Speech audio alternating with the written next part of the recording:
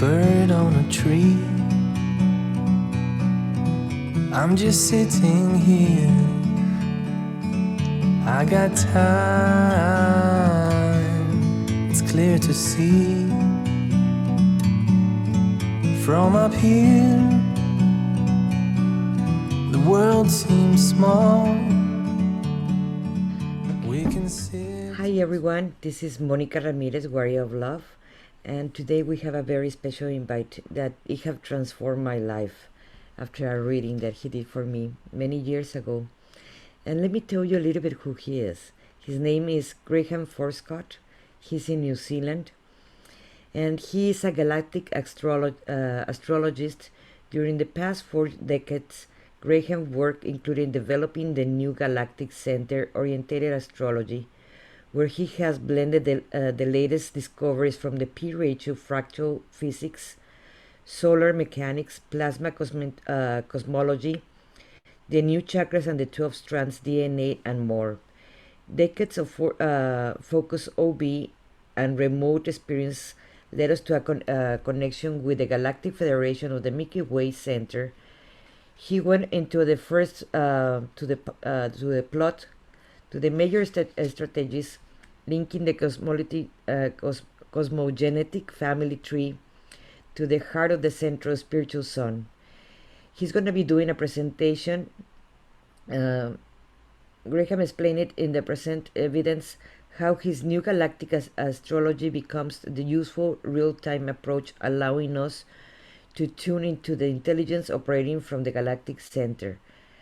The galactic astrology is the unique approach to reading Starseed Akashic Records.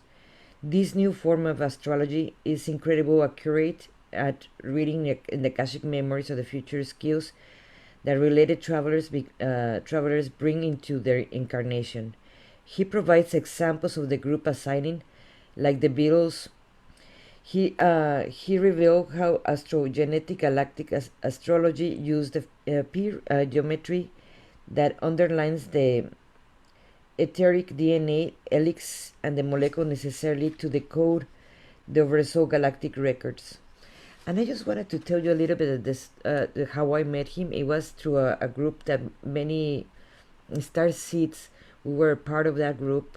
And when he did a reading to me, the first days, I could not understand it. It was weird. And many of us, we could not understand it. But that's when I received my first download. And after that download, it was so easy to read. And if you ask me again to read to someone else, I can't.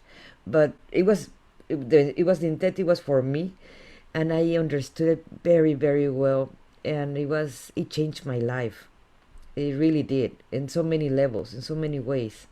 And thank you, Graham, for that. I really, really appreciate that. And it's really my pleasure to have you here. Oh, thanks so much. I couldn't ask for a better introduction. Graham, what it took you to go here? Well, beside of being in your chart, beside of obviously that you were going to be doing what you're doing, and you do it in a very different way. You're not a simple astrologist. It goes way more complicated than a regular astrology reading. Well, I did start that way, like most astrologers, back in the early 80s. I was looking at all the different styles of astrology, sidereal astrology, and had a little look at Vedic astrology and the Mayan astrology, and when that first came out, and looked at the esoteric astrology by Alice Bailey, and it was about that time that I discovered how you could draw the planets in their positions around the sun. But instead of all those other charts I just mentioned, this one was from the sun's point of view, which changed everything. I'm not sure whether astrologers could even draw charts up from the sun's point of view until computers got good enough to be able to run a program as if it was looking out from the sun on a day-to-day basis, year after year after year, so they could calculate where the planets actually are in the solar system, where they actually are. So that was the first time I'd come across helioastrology, about 1984. And that changed everything for me. I had already been studying the different various sacred geometries and the Kabbalah tree of life, and was practicing remote viewing and the out-of-body techniques that were available in that era, and color psychology and all sorts of different things. And like a whole group of people that around about the early to mid 1980s, there seemed to be some kind of energies going on then that connected people up to the galactic center. And I seem to be one of those, because there was a number of other books that were written for people who were talking about the 12 chakras and the 12 rays and the 12 this and that. And that was sort of like the step out of the framework that had been more or less the spiritual teachings and traditions since the end of Atlantis, which was basically a framework of the sevenfold, 7 chakras and so on and so on. And then in the early 80s, there seemed to be this big leap by a number of people who jumped out in their consciousness and began to entertain a wider, more broader overview of not only what we'd call space or outer space, but also the higher, the fractal realms that lead through to more expanded viewpoints. So from then on, I've just kept track of everything that came along that I could find that supported what I was doing. And I had an interest, by being involved in the sacred geometries, I had a natural interest in cosmology, cosmic structure, of course, the structure of the DNA molecule and the earth grids and so on and so on. And that's led into compiling and keeping track of all the latest that was coming out by other researchers in those fields. So I tried to keep up to date with the unfolding new things that were being both discovered and sort of implemented in their own various ways by various people. And I believe you have a presentation, and so I don't want to take more of your the time. And if there's more, if we have more time, I will ask the other questions, but probably you will answer them there in your presentation. So do you want to start your presentation? Sure, I've got a presentation of a number of images, and I can walk through some of these images as we go. I will try and keep track of things that I don't know 100% and mention that I'm still, like everybody, a learner in some of these things. So, you know, it's not that I know everything about these topics, especially the first few topics, but I'll try and keep up to date. So I'll click my share screen and away we go.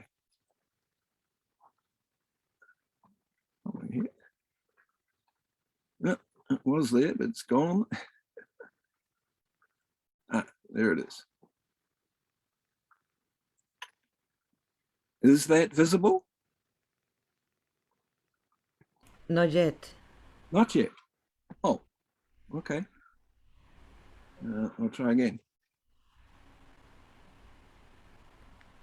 It seemed to be, oh, here we are. Here we are.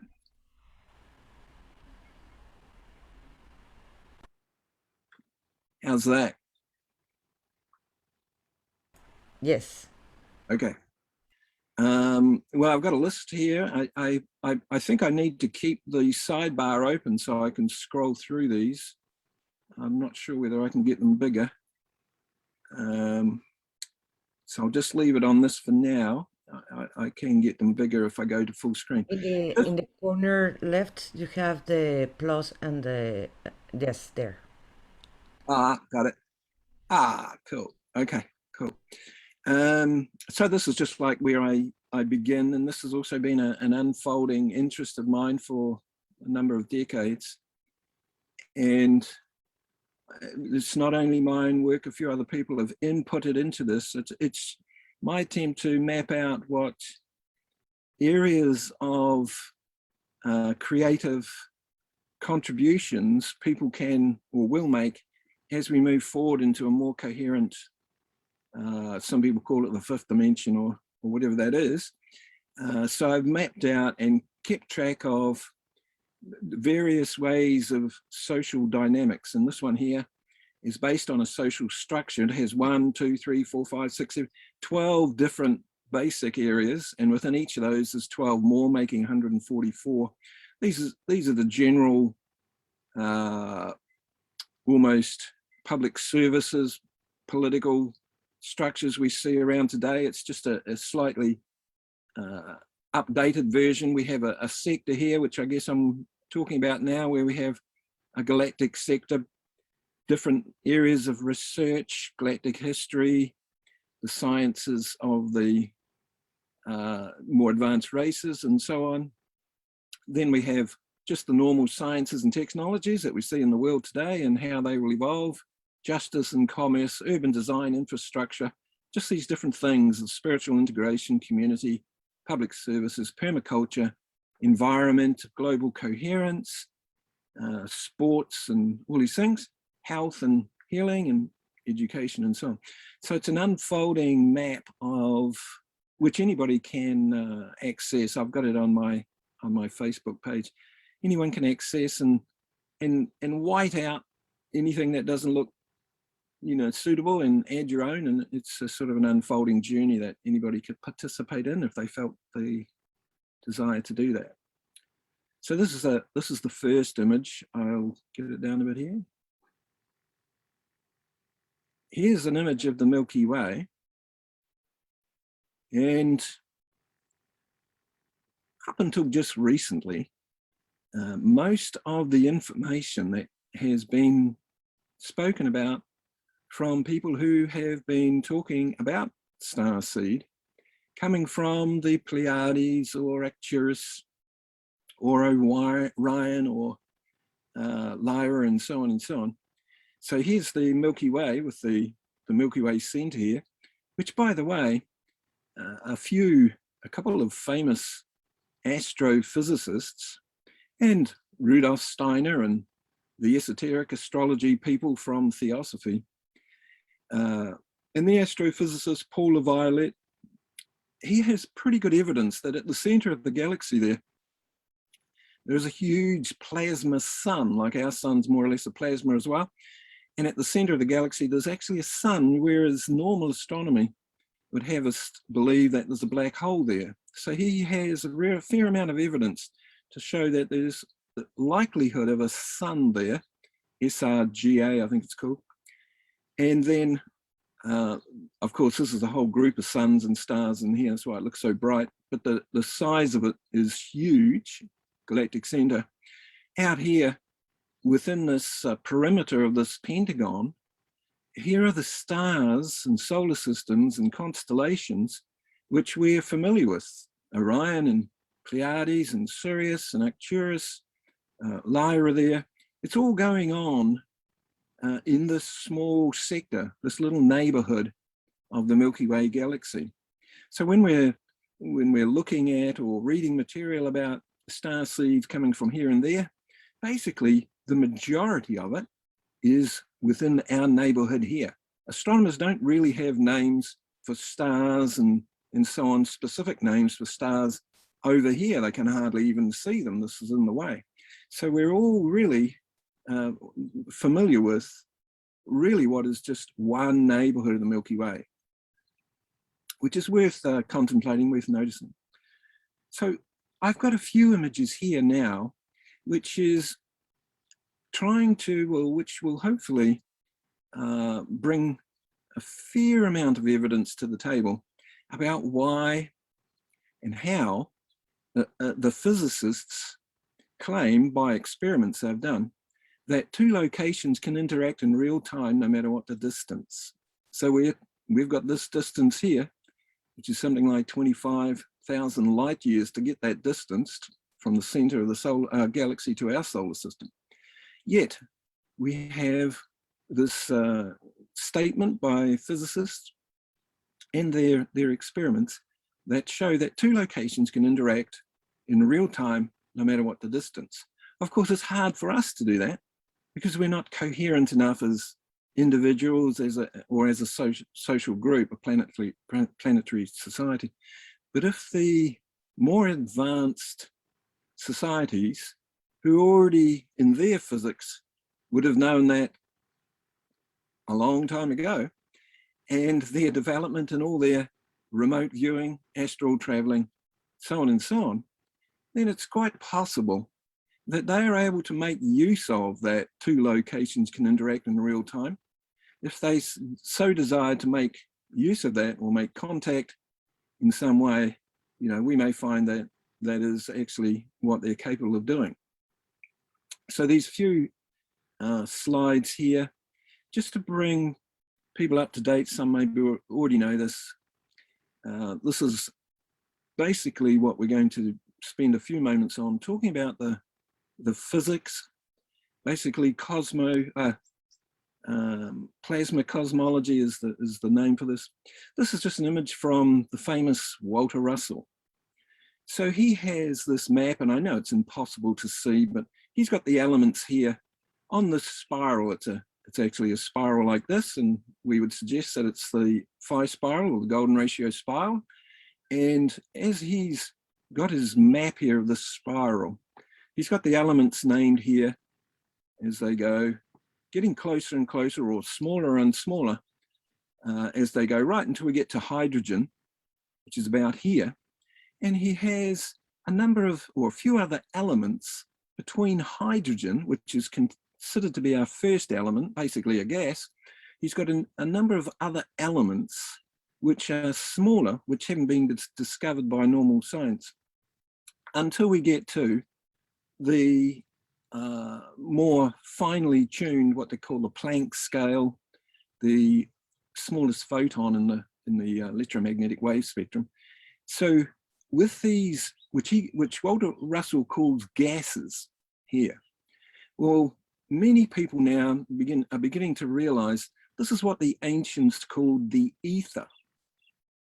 This is spanning the distance or the size ratio between hydrogen and smaller. And the ether, or what he calls a gas, could equally be termed a plasma, like invisible plasma, which in Rudolf Steiner's phraseology, you had what he called the formative ether, which is plasma being drawn to a center through focus, and you have the other side of the plasma which isn't being drawn to a center. So the magnetic plasma drawn to a center is what they call dark energy, whereas the distributed plasma, which we look out and see at night, dark space, dark matter, is the opposite, the centrifugal aspect of plasma. Of course, it's like it's not just like a huge ocean that is just filling up space. Like an ocean has bubbles, like soap bubbles, the same with the plasma or the ether is basically a packing, an all space filling of what used to be called etheric atoms, plasma atoms. Nowadays there's other words for this. Supersymmetric plasma is what the plasma cosmologist might call it.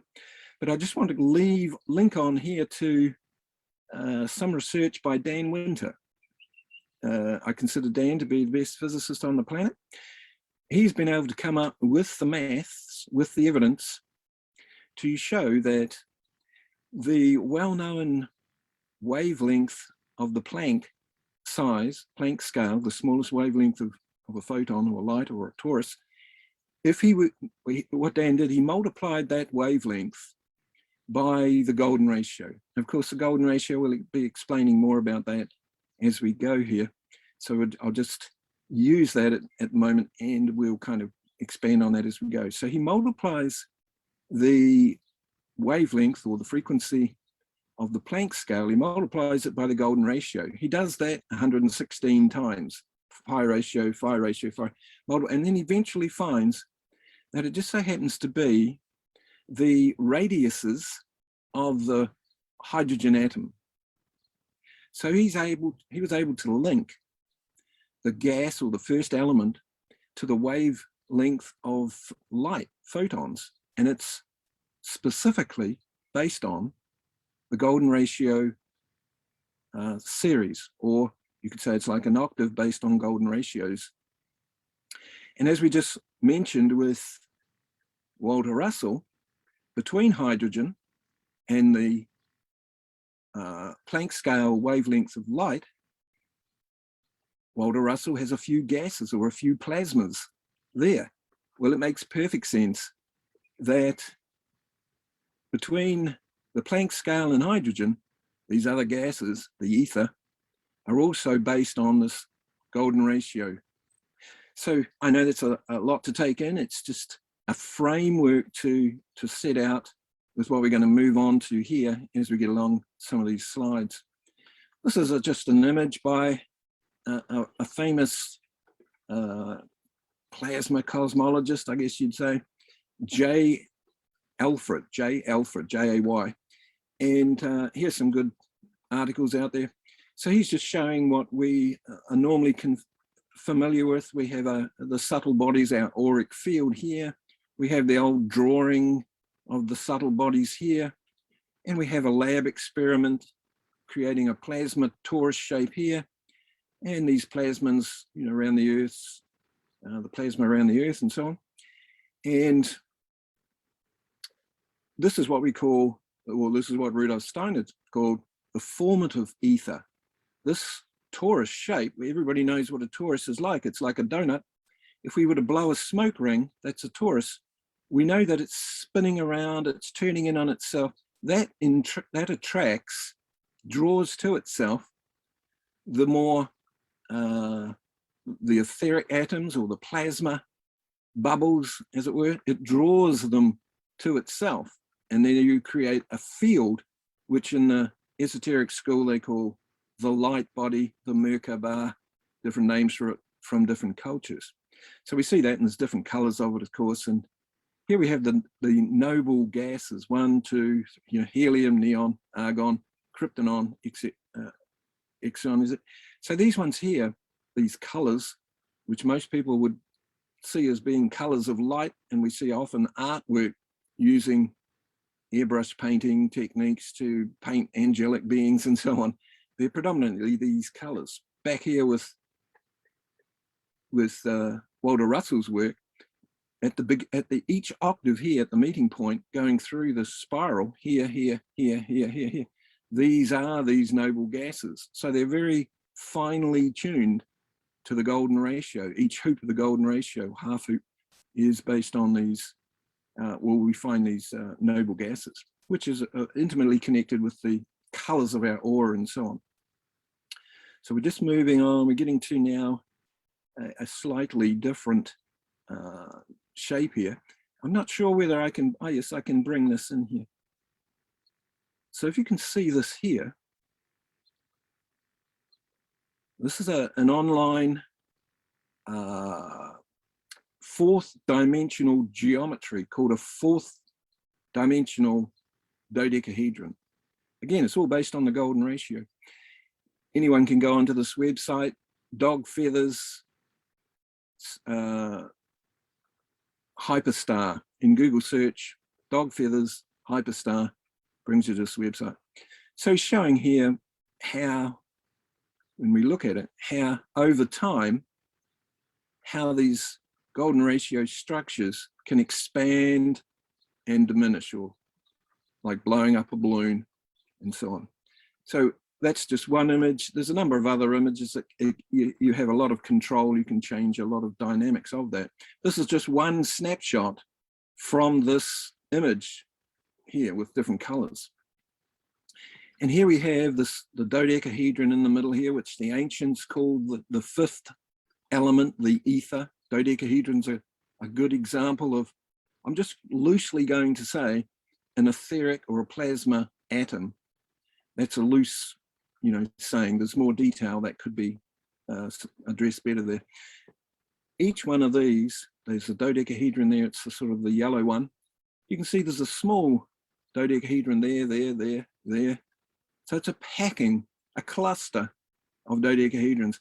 Here again, there's these ones which are branching out. These are also snapshots of golden ratio geometries. So in my mind, when we look at 4D or hyperspatial structures like this, we're looking at dynamics of the movement of the ether, either coming to compressing or expanding. So eventually this becomes useful, and I've used it in my work because I've been interested in starships, space stations, and all these kinds of things, and we'll get to that in a moment. So if we were to put an equator through, cross-section it through the middle there, so like looking at the equator of the Earth, well, this is basically what this one is. This is the famous Penrose tilings. So physicist Roger Penrose, 4 decades ago, is saying the fabric of space-time is a tiling based on this geometry. For him, it's a flat surface geometry, which makes no sense to me, but there are other ways of seeing it. So he has this geometry of what he calls the fabric of space-time, which if we go back here, as I say, it's more or less looking at the equator of, again, I'll just use it loosely, an etheric atom or a plasma atom. So he has this shape here, which is made up of 2 different size golden ratio diamonds. When we look at a bit, this is the Quantum Gravity Research Group, who are doing some great research into the fabric of space-time, they call it. So here we are, we got a little bit better here, where we see the same Penrose tiling there on the flat surface, as we've just seen, but we see it's kind of a shadow of these geometries, these 3D geometries. There's one there, there's another one there.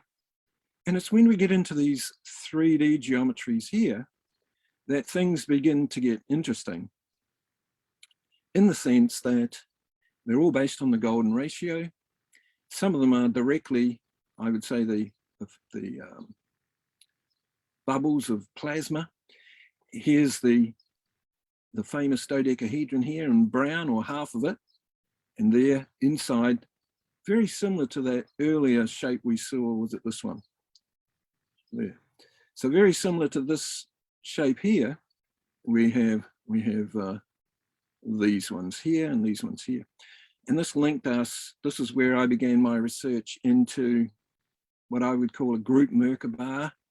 There's famous sayings out there these days, the Andromedan spheres or the Andromedan biospheres.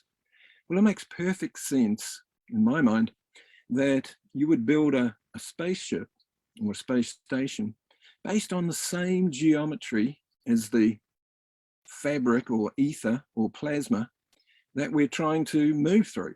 2 locations can interact in real time. So to build our structures, especially in the realm of thinking about space and travel and so on, if we were to build structures the same shape, golden ratios, as the very plasma linking hydrogen down through the until we get to the Planck scale, if we're using the same structures, then we've got a good chance of success. And this seems to be the case with these. I've got some more images here.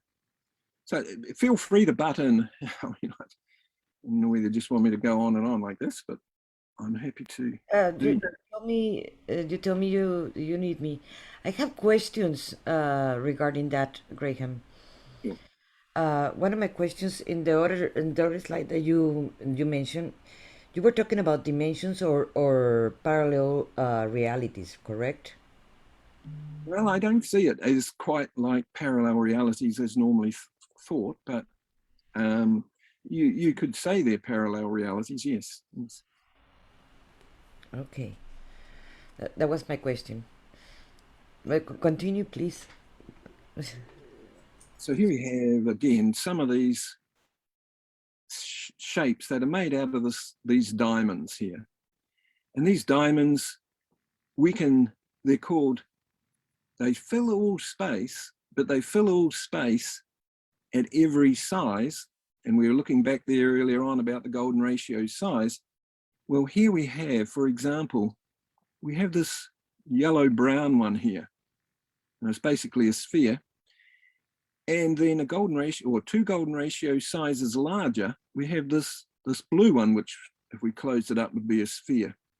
So we can grab 12 of those ones there, that size, and they will pack around a central hub like this, the 13th. If we grab 12 this size, well, they'll pack around this hub at the center. That can go on forever larger and forever smaller in size based on the golden ratio, which is the same as we were looking at before when we're talking about the shape, size, frequency of hydrogen, and down through those other levels, or inwards through those levels of those gases that Walter Russell's talking about, or the ether or the plasma, which is smaller than hydrogen. So this is all research I've been carrying out for decades, and I've just compile the research of other people who are on a similar tangent to support some of my own ideas. And then hopefully when I present information, there's, I like to have evidence. I like to have my rational side of my brain, my scientific side of my brain, keeping track of my own intuitions, my own experiences, because I want to be able to support what I say by relevant sciences. And in my mind, the fifth dimension is when each of us can integrate certain elements of our rational thinking side of our brain, the science basically, with our intuitive, artistic, psychic side of the brain, so we can have a whole viewpoint. And to me, that is what each of us is doing to become a fifth dimensional person. This one here is a little bit different, but again, it's using the same diamond shapes here. This is actually a sphere, so it's a bit hard to see that it is a sphere. And there's a point going into the center of the sphere here, and this is a part of the sphere. I've got to, I can't show you, it's, I'd have to get rid of the screen share to show you. So this is a patent for what they call a photonic crystal. Of course, a photon is a light crystal. So this patent, it's well worth a read. There's a patent number there. Photonic quasi-crystal would be the go-to if you're Google searching this. So this is great research, or great, they have some great information in this patent. So basically they're saying that this shape here, which we've just looked at here and so on, this shape, from their point of view, the reason they wanted to get the patent is that it can draw towards itself, it can catch, as it were, the most number from different angles of incoming frequencies, which is the same as information. So it can catch the maximum number of incoming information or frequencies. Not only that, it can just, that shape, that specific shape there, can distribute from itself at the most maximum number of angles away from itself. So this is a nice, this is what they call a plasma photonic crystal. Well, basically that's what the sun is, a huge plasma crystal. And it makes sense that the sun can catch, because it's omnidirectionally catching from the universe, and it can radiate at maximum number of frequencies. So we're using the very same geometry and the same shapes and so on as a sun for what we would call a starship or the Andromedan sphere, and so forth, for the very reasons that are laid out in this patent. It is the best stealth material. So if you wanted to create paint, to paint on your stealth fighter ship, as some people seem to do, then you would use this in the makeup of your nano paint particles, because it reflects, and the the ship becomes invisible. As well as that, that's why, in its own way, it's the best shape for a Merkaba or a light body or an invisible spaceship. It's a plasma capacitor, storage of plasma. Anyway, they might not be interesting to people who just want to know about the astrology, but it's plotting out my own path to get to the astrology where I make bold statements about how this astrology works and its difference with the other astrologies that are out there. So this comes from a website, an earlier website I did have. I've still got it on my more recent website, but not in such great detail. So again, this is like golden ratio tetrahedrons constructing the fractal universe. We presented this as a teaching on Dan Winter's Fractal University a few years back, and we've carried on to bring more evidence to the table. So this one, even though there's so much on there, not expecting you to be able to see what is really going on there, but the important point, golden ratio constructing the fractal universe, which includes all the higher dimensions. That's what fractal means. The old saying, as above, so below, is now rephrased as fractality.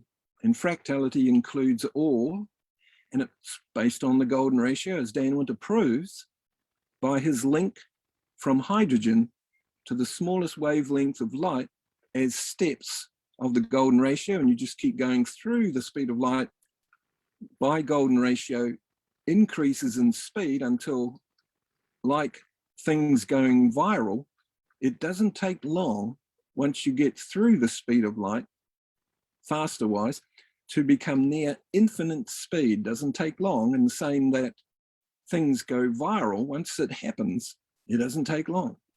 So this is just a whole heap of geometries here. Again, something I've worked with for a number of decades. And we see the normal geometry. I'll get it a bit bigger here. So we have tetrahedrons here. We have octahedron here. We have dodecahedron here. These are nesting inside each other, one inside another, just like the 5 elements that have been presented by different cultures, and they label each one of those elements one of the Platonic solids. Well, that's fine. That's what Plato and Pythagoras were talking about in the ancient cultures, who really understood the 5 Platonic solids, and they had their stellations, and there was the Archimedeans, which amounted to about 20 or so more polyhedras. So up until about a century ago, a little bit more, about 130 years ago, up until then, humanity only really knew about 100 of these polyhedral shapes. Well, during the last 130 years, they've come up with millions more. And some of them could only be plotted using computers. Each one of these shapes is more or less a stage of consciousness. So that's the expansion we're experiencing now. It's gone viral. So anyway, that's just an image. Anybody that wants to go onto my website can check out that. It's basically based around what they call the Gosset polytope, which is an eight-dimensional structure, polytope. And we're able to show one of my few unique discoveries in this area. We're able to show that the Gosset polytope in the 3rd dimension is what they call the dysdiachous trichontahedron.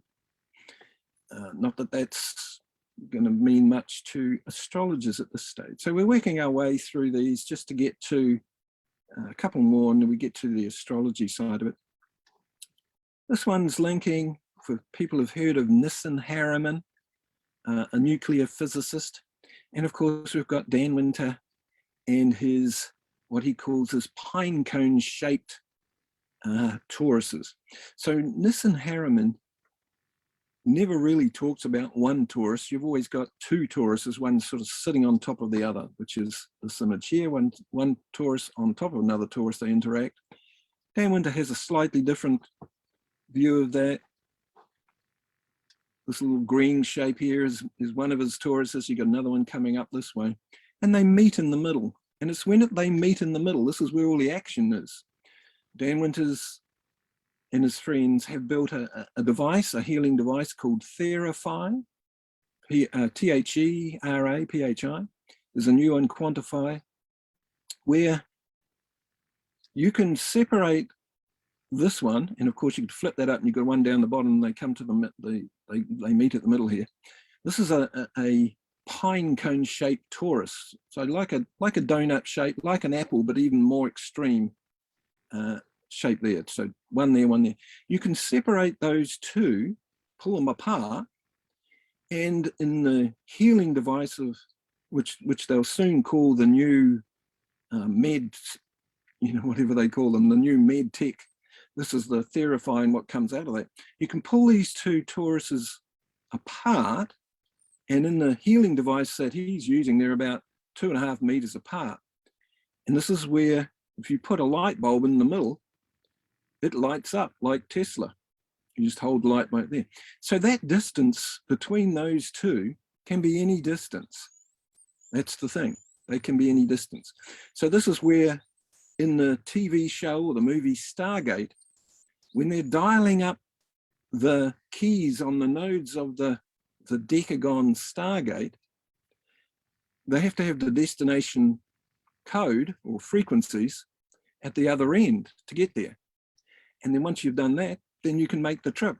And this is exactly what this dynamic is here in this sense. If we were to make a cross section or the equator across right there where they meet, that equator on a flat surface is a decagon, 10-pointed star or a 10-sided figure. This is where my new astrology begins, with this flat surface decagon, which is the equator of the golden ratio polyhedras and the 4D golden ratio polyhedras. So the equator there, which is right in between the meeting point of these two toroidal shapes. In this case, they're shaped like a pine cone.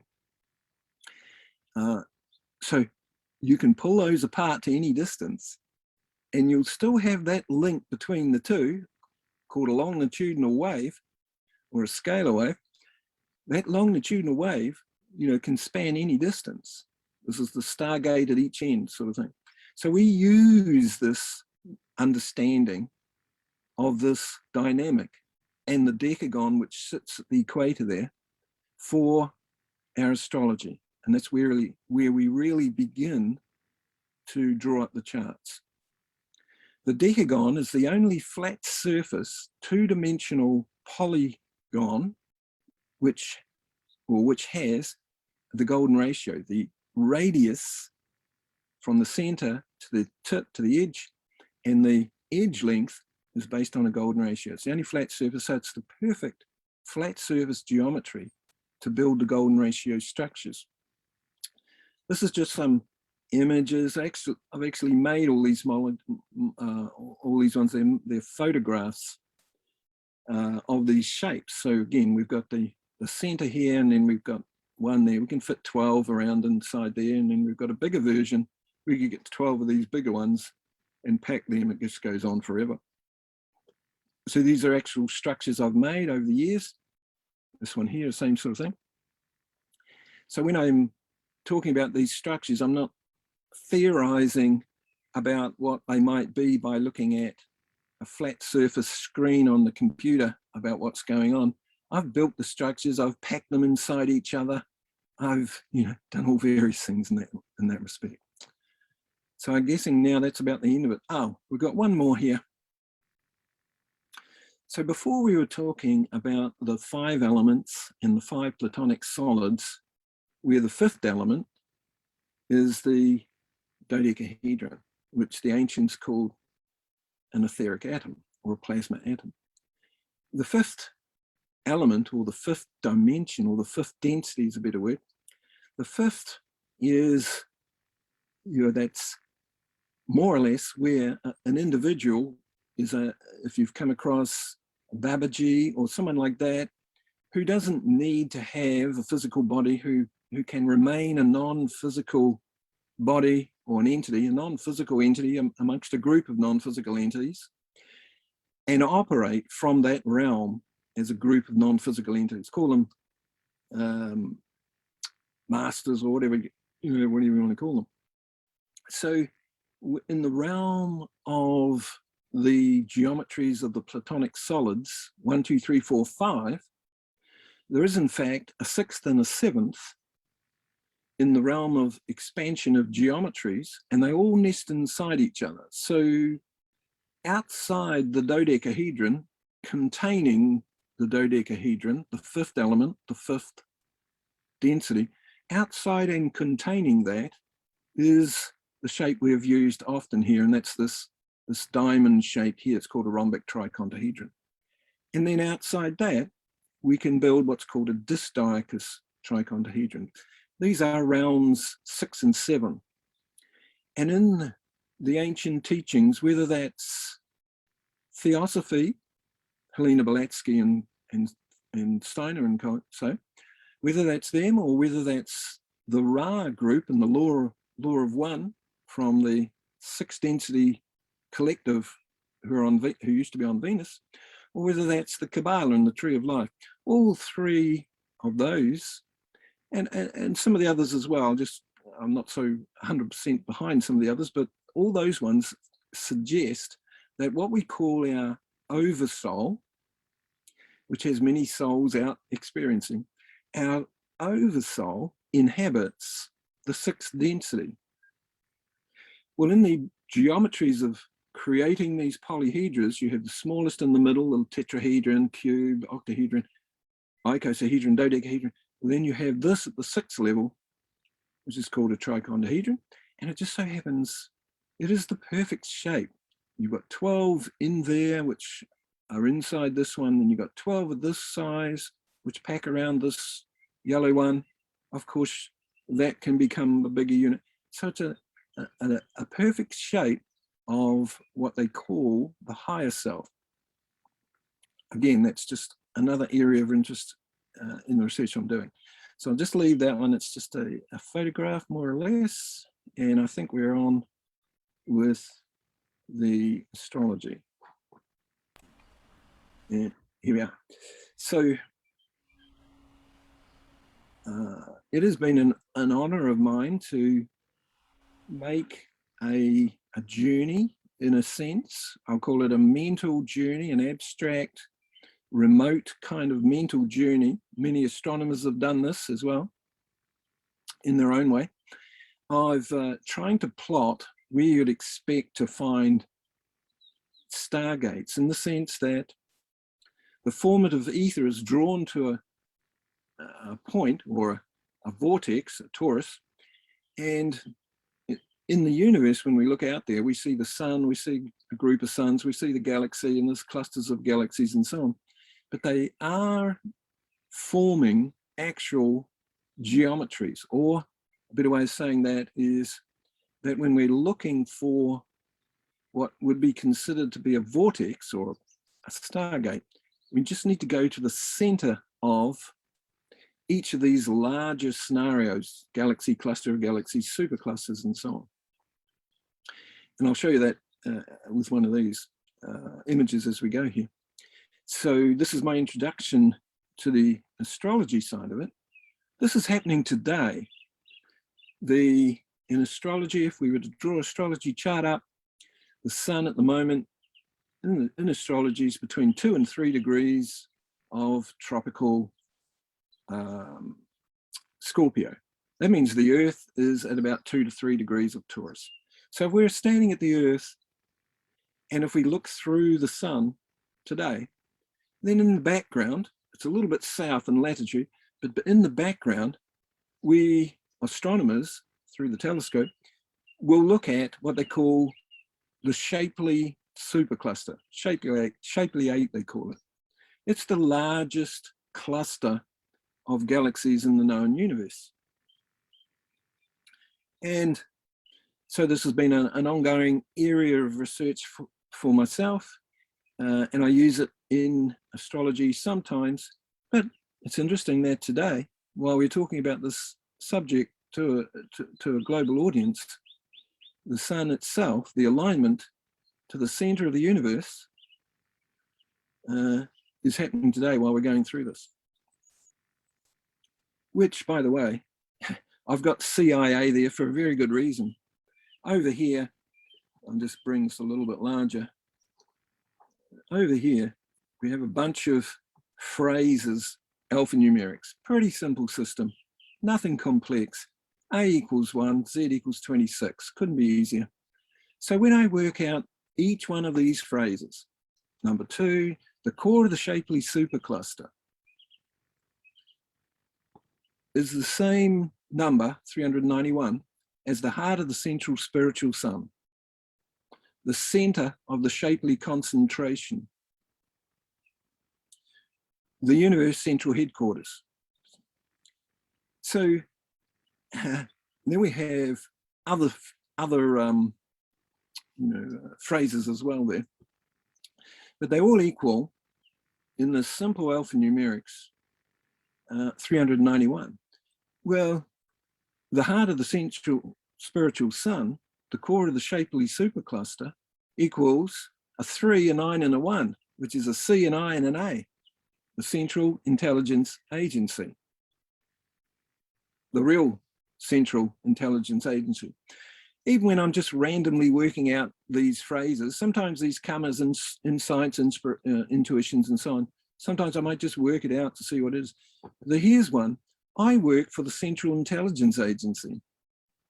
That equaled 391, CIA, the heart of the central spiritual sun, etc., etc. As far as I know, I'm the only person unique to our work that have identified this in this way of fractal physics and the stargates that link to the Shapley supercluster. But that's more astronomy, but it does have a little bit of an input into the astrology side of it. This was the chart for yesterday or today, just to show when I put out my posts. Here's the sun, middle of the Earth's here, and we're looking out there through today, and there it is, the Shapley supercluster. When we put the decagon, the cross section of the focus coming together of an entity, when we put the decagon starting at the center of the Shapley supercluster, we see here that these yellow lines actually go out along the actual astronomic photograph of what they're looking at there. And I found this over and over again. When we have a large astro environment or a cluster of galaxies, superclusters and so on, when we look at the center, we drop the decagon on there, we can see that the other galaxies are forming in this kind of way, based on what we'd expect to see. And we're getting to astrology. So here we are. So we've just been talking about the decagon, and this is a map here, of course, as the people may be familiar with this one. This is a cross section looking along a DNA helix, or looking down a plane view of the DNA helix. This is the way the phosphate sugars and so on that make up the DNA helix. Here they are. It is, in fact, a decagon, 10 points. That's the actual photograph looking down a DNA helix. You have famous sayings like the halls of a mente. So the hall is the DNA helix, but the helix could be our DNA, or it could be the DNA helix of a larger entity like a galaxy or so on. So we have fractal, different scale, different sized DNA helixes. In the electric universe, they call them Birkeland currents, which link up galaxies like linking up chakras with the Kundalini, that's going up our spine. So we have the hall, the DNA helix, the halls of Amenti. Well, Amenti, A-M-E-N-T-I, is an anagram for I am 10. So we're back to the decagon. Over here, we have some great research by a woman, Lynn Claire Dennis. Had a near-death experience many decades ago, and she's been working for decades, basically, you know, behind the scenes. She has a couple of amazing books out there and a group of people helping her. This is a snapshot of somatics. Somatics is a moving surface. When a frequency is applied to that moving surface, it creates different geometries, different shapes. So we can't deny somatics. It's just the evidence is there. We're looking at it in real time. So what her and her friends did is that they hooked up a person's heartbeat to this moving surface. And as the person's heart is beating, we're watching the geometries playing on the surface there. And when the person's clearly, they're thinking, their heart's going at a reasonable pulse, bump, bump, bump, the geometries are based on octagons, hexagons, and so on. No golden ratios in those. When that person's heart starts to slow, when the heartbeat starts to slow down, well, so it's slowing slightly, in my mind, that's when the person has stopped thinking. As soon as that heartbeat starts to slow down, the geometry, real time on the somatic graph is, it changes to a decagon. The cross section of the plasma, the ether, etc., etc. So in my view, that's some good evidence there that when we tune in, when we stop thinking and tune in, our heart is radiating away from us a golden ratio wavelengths. The plasma, hydrogen down to the light scale, goes past through the speed of light, more or less becomes instant, goes viral soon after. So this is what our heart is doing. That's why we see these images around where people, when they meditate, their heart is radiating so much more, and so on and so on. The other way, it comes to that person. So when they're sitting there meditating and so on, they have opened up a vortex. We see this with the Heart Math Institute, a vortex inwards to the heart. So it attracts inspiration, ideas, etc., fall into that person. So this is where we start with our astrology, is that here's the DNA helix, a bunch of these dodecahedrons lined up here. DNA molecule, same thing. Won't go into that part of it. And then we use then the same decagon here, over here, the Stargate, 1, 2, 3, 4, 5, 6, 7, 8, 9, 10. We put the decagon on the chart. But we're also using the heliocentric astrology positions, the real positions of the planets, not the geo astrology, but the real positions of the planets. And to top it off, what we do is that the galactic centers out in this direction, last few degrees of tropical Sagittarius. So we put 1 point of our decagon linked to the galactic center, and then we have these other positions at specific degrees around the zodiac here. And these, when planets, like in this case, here we have the planet Mercury on this node here, crossing this node. Here we have another one, it's a trans-Neptunian planetoid called Orcus. Over here we have another one, Nucius. Here we have the Earth and the Moon here. So when the planets get to these nodes of this decagon, here we've got Mars, another one, Varuna down there.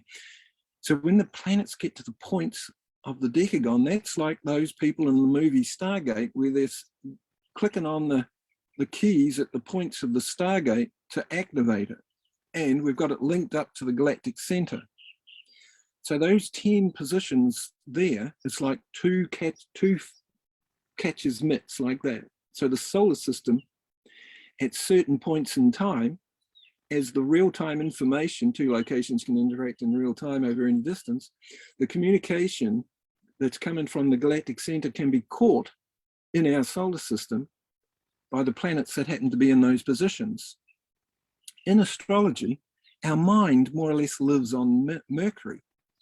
Our emotions more or less live on Venus. Our crown chakra lives in Neptune.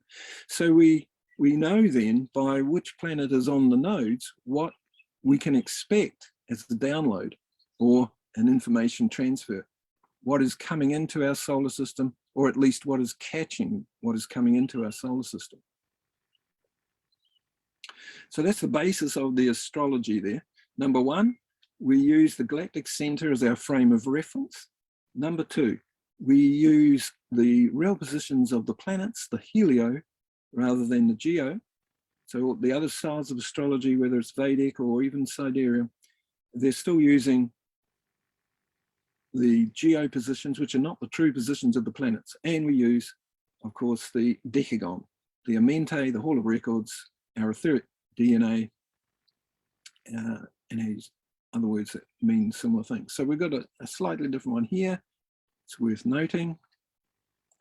Here's the Earth with its ley line grid work on. And you can get this, I think it's still a free download from vortexmaps.com. It loads onto Google Earth. So what we do know is that the Schumann resonance, let's just say it's about 8 hertz. The Schumann resonance, 8 hertz. That's basically the just around the Earth size here. So 8 hertz is well known. It has a wavelength of around about 40,000 kilometers. And here it is. Earth's circumference is 40,000 kilometers. If you go onto Wikipedia and look up the wavelength for 8 hertz, it's 40,000 odd kilometers. So we also know that when we're in alpha brainwave state, down here we are, in 8 hertz, we're starting to get into that lucid meditative state. We're just sort of brinking on there. So when people are on 8 hertz, they're often spontaneously remote viewing or spontaneously interacting with ETs in their spacecraft. Well, in 8 hertz, basically our auric field, our auric bubble, has to be 40,000 kilometers in circumference. It's a bubble around us. So basically our auric field, when we're in 8 hertz alpha brainwave state, is the same size as the Earth. So we're really just zooming around different aspects or different points in our own auric field when we're remote viewing while we're sitting meditating. Even better, the 4 hertz, which is down here where it says superconscious, this is beginning to lucid dream and so on, just beginning to do that sort of thing. So 4 hertz has a wavelength of 75,000 kilometers, which means it's out there off the Earth's surface quite a distance. So there's a gap there of this distance. That's what they used to call the astral planes. So when people are lucid dreaming or out of body traveling, this is basically where they are. And of course, we see UFOs flying around here. This is why people in their dream state end up on UFOs, because their brainwave state aligns with a certain distance outwards from the Earth. So it's kind of an interesting one there when we think of how we're interacting with, non-physical people and so on. So there's our galactic astrology, which we've been doing since about 1985, but it really kicked in about 2007, and then really kicked in again about 5 years ago. So just an image, we'll get to this in a moment. So here we have this decagon. So this one, what we're doing here is that, in a way, we've zoomed ahead of the solar system and we're turning around and we look back at it and we look at it coming towards us. So we've got the sun in the middle here. The sun's coming towards us like an orange, And as we're watching it come towards us, of course, the planets are orbiting at distances out from the sun, and they're all going at their own unique speeds. And they're taking a certain amount of time for each of the planets to get around the sun. So John Harris has done some great research. Here's his website. He shows that the speed relationship of each of the planets, Mercury, Venus, Mars, Jupiter, and so on, the speed, the relationships between the speeds of each one, the velocities of each one, is based on the golden ratio. One is going a golden ratio faster than the other one, which is going a golden ratio faster than another one, which is, and so on and so on. He shows that the distances out from the sun of each of the planets are spaced in golden ratios, which is what we've got here, these blue lines. We've got the decagon inside a decagon. We're just showing here that the planets, if we start from the closest one, then that'll be on there, that'll be that with there, and Mars will be there.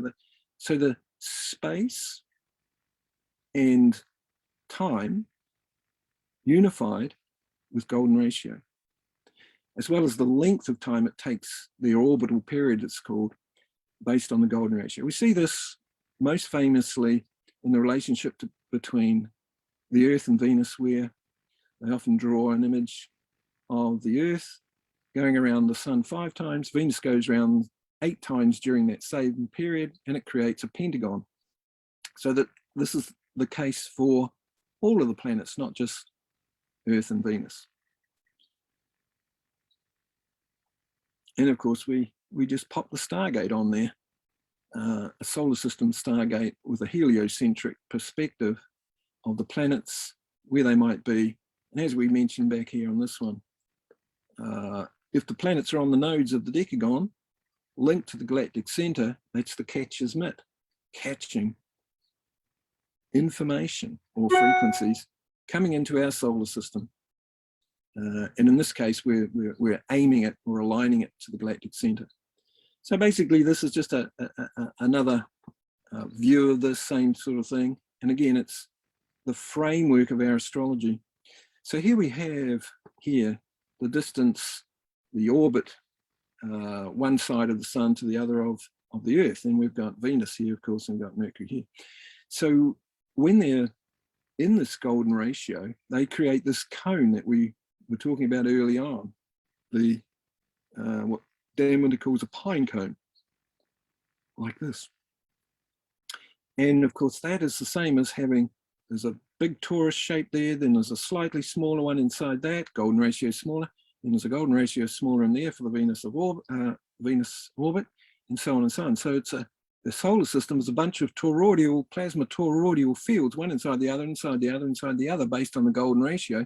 This is exactly the same as the hydrogen atom going down through these other plasmas or gases, what Walter Russell called gases, which is the new name for the ether, until we get to the speed of light. And of course, then we can go through the speed of light, keeping on going in golden ratio leaps.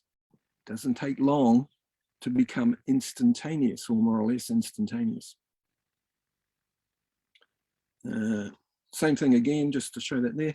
Here's the Tesla coils, and the Tesla coils, a bunch of toroidal fields, more or less, looking down the vortex, the throat of the toroids there. And so the Tesla coil is basically a small version of the solar system. And then we go on, and now we've got a whole number of images based on the astrology. Do you want to say something, Monica? Yes, I'm here. It's going to be a little bit long because to let know the people that how long it's going to be. Another half hour, maybe? Okay, perfect. Just to let know everybody, so everybody knows. Okay. So this is just, again, a summation of a number of the ideas that we've just talked about. Here's there's a certain plasma that science sees. It's some sort of sheet, they call it. Again, it's the 5 spiral going into the sun in the middle here. So these are just images more or less repeating what we've just said, spiraling there with the planets, Pluto, Neptune, and so on. This one, just interesting in itself. If you wanted to look above your head out into space and you wanted to look exactly at the galactic center, we'd have to be at 30 degrees south, more or less the Tropic of Capricorn, is it? So the galactic center is about 30 degrees south as far as where it is on the Earth. If you're in Easter Island, you just look directly above your head. It just so happens that what we were talking about earlier, the central spiritual sun, the largest cluster of galaxies, well, that's about 30 degrees south as well. So that's just interesting that they're both at the same latitude on the Earth's surface. We'll leave that one. We've more or less discussed that. Here is, again, this is just some new research. Astronomers, radio waves coming from the galactic center. So they've got this, here's the galactic center, I guess, and here's the Earth, and they've got those radio waves. So in my view, that's slowing down, of course, radio waves, but perhaps that's a longitudinal wave, an instantaneous, more or less instantaneous information or frequencies coming from the galactic center. And by the time it gets to us, it looks like radio waves. Now, I'm not a scientist in that sense, so I can't confirm that to 100%, but this is just something that's popped up online there about a week and a half ago. Here's the galactic center. The blue is the Milky Way that we look out at night. Here it is, galactic center here. Here's Sagittarius. He's just about to release his arrow. He's aiming. And when his arrow is released, it's heading to the galactic center. And in astrology, of course, Sagittarius is looking for the truth. And there it is, aimed at the galactic center. Here's another view of the galactic center right here. And it's there's a lot going on in this, in the sense that there's our December 21st there, plus it's the international date line, midnight, Greenwich sort of thing. And the Earth's traveling along its path there like that. So we know when the Earth passes the galactic center, does it twice, each year, 6 months apart. So it's about June the 18th and December the 18th. A couple of days either side, since the galactic center is enormously large. Those few days are direct alignments from our sun and Earth to the galactic center. And of course, that's where we begin our decagon when we put it on the chart. So what I have now is a few examples of charts of soul groups or different groups of people and a few individuals as well. The full moon in October, which is 4 or 5 days ago, that happened lined up to the Andromeda galaxy. So we've got the circle here, we've got the sun here, the Earth here, and the full moon here. If we will draw a straight line out in that direction, we'd get to the Andromeda galaxy. It just so happened that the famous actress, Rebecca Ferguson, she's born lined up to the Andromeda galaxy within a couple of days. So she's within 99.5% lined up to the galactic, lined up to Andromeda. So she was having her birthday more or less on the full moon. She's in the new movie Dune, D-U-N-E, she's playing probably the major role of Jessica, the woman, the priestesses who are, the Stargate keepers, the Stargate holders. So she's born lining up with Andromeda, showing she's a starseed perhaps from Andromeda galaxy or has some connection there. Born on the full, that was her birth date. Along comes the full moon, and within a day or two after, we get the Dune movie released. I think it was yesterday or 22nd, I think it was released, or so they say. So when we have, when we see feedback coming from outside of ourselves, in this case, we've got a movie being released, it's been put off release, and so on, so on, so on, until a certain day. We've got a famous person that's the main character, or one of the two main characters in the movie, playing a role which is Stargate operators. Then we see like some feedback coming to us, and I've been able to gather feedback like this. I call it supportive evidence. I've been doing this for decades, collecting evidence in this kind of way. Here we have 3 of the Beatles, well, plus Julian, is it, or John Lennon's son there. So once again, we've got the galactic center, which is out in this direction here, the last few degrees of Sagittarius. Well, Paul, George, and John and his son are born on the nodes of the same decagon, the one decagon, which is lining up to the galactic center. Well, I see that as a soul group project, changing the collective timeline with a bunch of songs, some poetry and so forth, of these 3 guys. You know, and there they are, born seemingly random, but when we put the decagon lined up to the galactic center, Paul, George, and John, born on the nodes of that one decagon linked to the galactic center. But we found many, many examples of this. Another one over here. This is the famous Theosophists, starting with Rudolf Steiner, Krishnamurti, Alice Bailey, Henry Wallace, Annie Besant, Nicholas Roach. All of these people are born on nodes of the one decagon when that decagon is lined up to the galactic center. William Yeats. So we have a soul group called the Theosophists in a general kind of way. They're incarnating along the timeline, picking up the teachings from the earlier ones, and it's, you know, changing the collective timeline as a soul group mission. And of course, it's all being inspired by the Galactic Administration, the real Galactic Federation at the Galactic Center. And on the examples go. This one's a bit different. This one is a group of people. I'll just mention then some of their names. We've got Frank Lloyd Wright, the famous architect. We have Mr. Spock. We have Carrie-Anne Moss. We've got a couple of guys here, I forget their names, who are the creators of the Marvel comics. We've got Sinead O'Connor, and we've got Yoko Ono here. They all are born on the nodes of the decagon when we link one point of that decagon. So we've left the galactic center now, and we've got one point of the decagon lined up here with the star in Orion called Rigel. So R-I-G-E-L. This is the famous Mary Magdalene bloodline, Enki and Enlil, and the famous Egyptian Akhenaton, Moses. And then later on, when Mary's bloodline goes up through France and over to the UK, eventually comes to the States.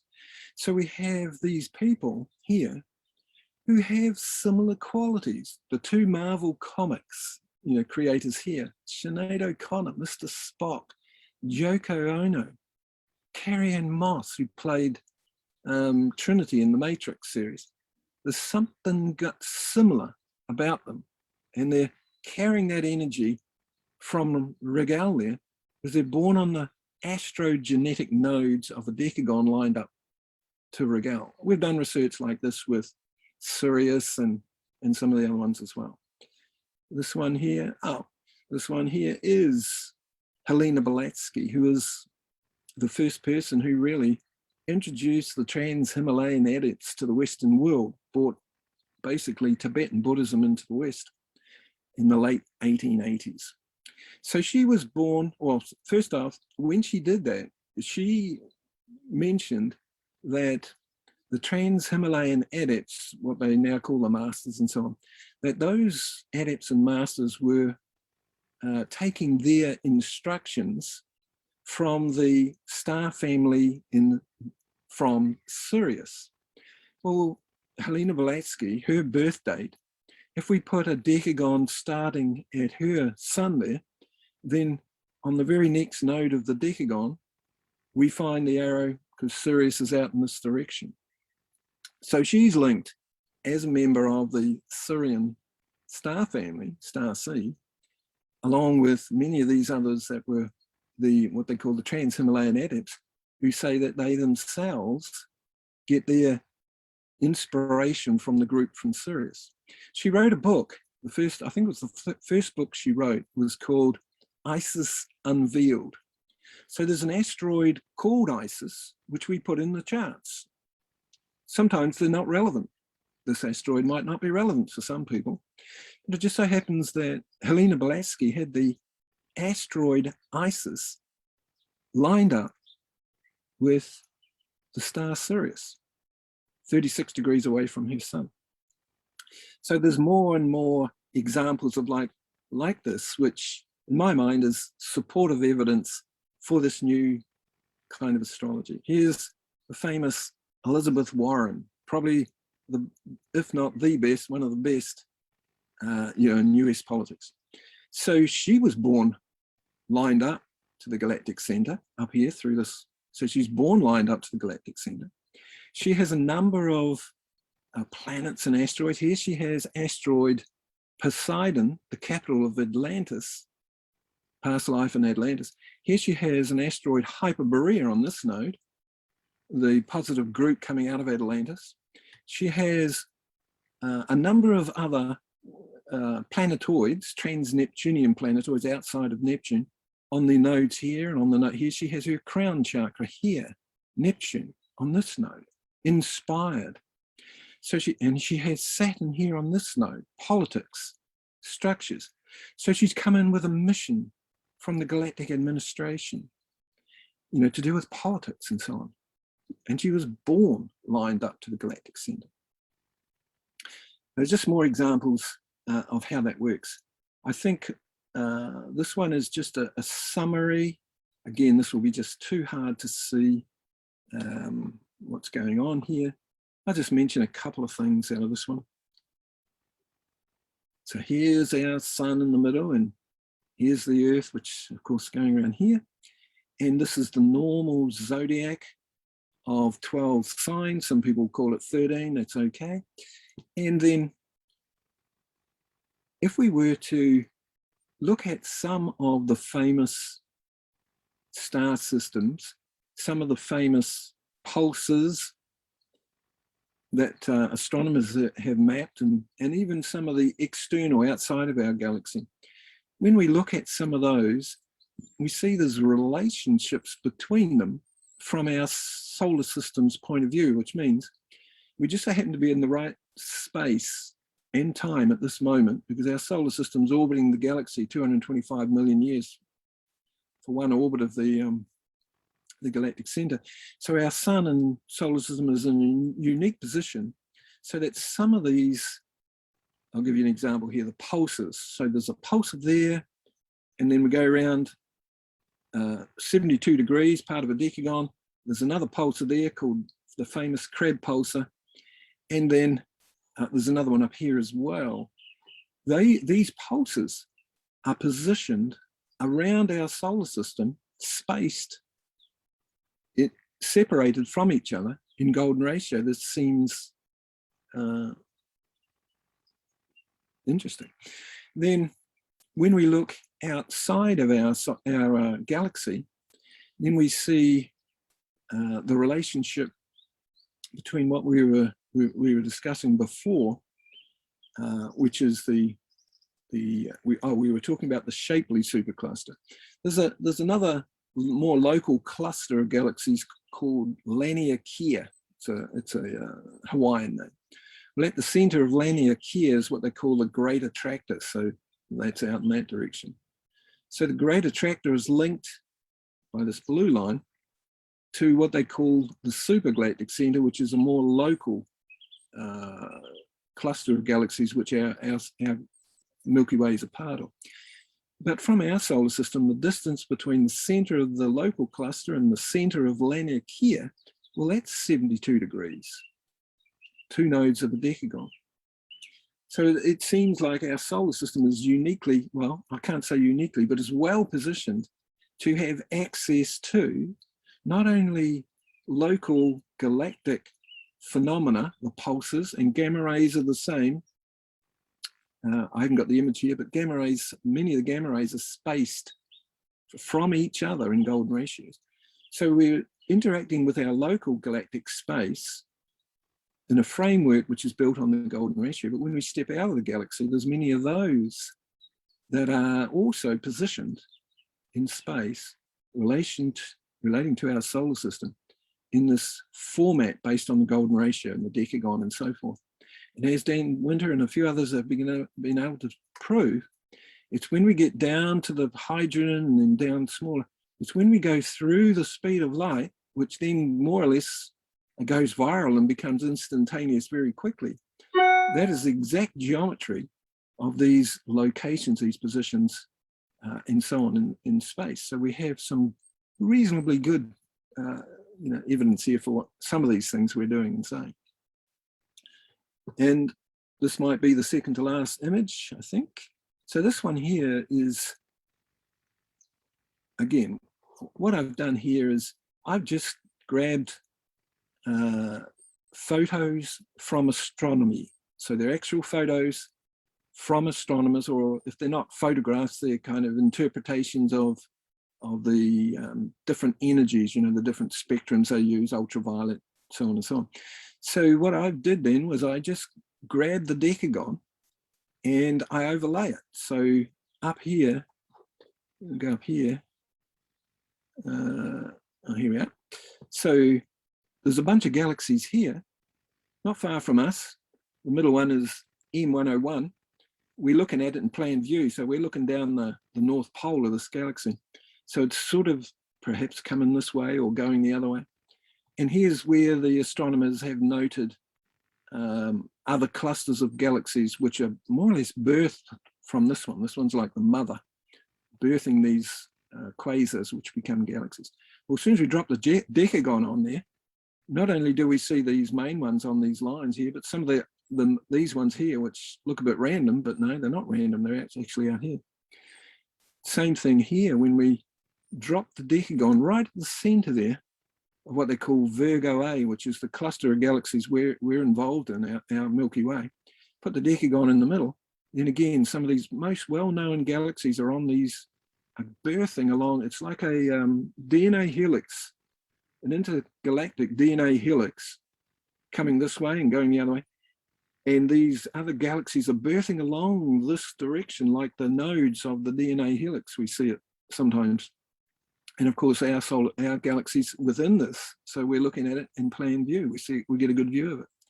So on and on it goes. And I've just dropped these decagons on top of these, what they call the sheets of galaxies or walls of galaxies, and things like that. So it's a bit hard to see, but there's lines there which I've drawn over. Put the decagon there and put the decagon on the top, and that angle there is exactly 108 degrees. Shift, and here's another view of it. Shift the decagon over a little bit further, and we see these walls or these clusters of galaxies growing along or expanding along. But once again, it is based on, from my perspective, the same geometry as our heart when we're meditating or entering the oneness. Our DNA helix, looking down the DNA helix, so we're drawing DNA helixes at supergalactic scales. This is what above, below is. It's what fractality should be. This one, not so important. It's just the new planetoids. There's the famous Venus, Earth. The Earth going around 5 times and Venus going around, Earth on the outside going around 5 times, Venus on the inside, zooming around faster. And each time they get together at certain distances. It happens to, if you map out a 5-pointed star. But as we said before, John Harris has done some great research to show that the entire solar system is like this, not just the relationship between Earth and Venus, but it has to be done from the helio point of view. It can't be, it doesn't work when we're drawing it up from the Earth's point of view. So we don't get this geometry. We don't get this golden ratio geometry from the Earth's point of view, whether we're looking through a telescope and mapping the orbits of the sun, planets, or whether we're doing astrology based on normal geotropical positions. We don't get the golden ratio. We miss the point, the complete point of 2 locations can interact in real time over any distance. we don't interact with that anymore. The planets are not in their true positions. So in a sense, that's why we made the leap, the shift to helioastrology, and have lined it up and used the Galactic Center as our frame of reference. I have finished. Okay, let me change the view.